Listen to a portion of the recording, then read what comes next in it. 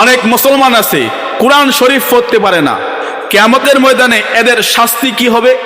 একটা কিতাব আছে সহিহ ইবনে হিব্বান, ওই কিতাবের 124 নম্বর হাদিসের বর্ণনায় আসছে, আল্লাহর নবী সাল্লাল্লাহু আলাইহি ওয়াসাল্লাম বলেন, আল কুরআনু শাফিউন মুশাফফাহ, কুরআন হলো এমন সুপারিশকারী যার সুপারিশকে কিয়ামতের ময়দানে কবুল করা হবে।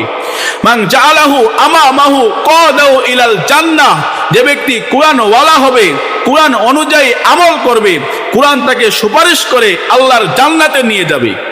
ওমান জাআলাহু খলফা যহরিহি, আর যে সমস্ত মানুষরা কুরআন ওয়ালা হবে না, কুরআনের এলম অর্জন করবে না, কুরআন পড়তে পারবে না, কুরআন অনুযায়ী নিজের জীবন পরিচালনা করবে না, সাকাহু ইলান নার, এই কুরআন তাকে সুপারিশ করে রবের জাহান্নামের দিকে নিয়ে যাবে।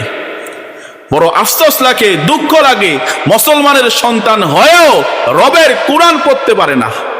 এর থেকে হতভাগা আর আল্লাহর দুনিয়ায় কে আছে? ভাই দোস্ত, এখনো সময় আছে, আমরা কুরআন শিখি, কুরআন শিখার জন্য চেষ্টা করি।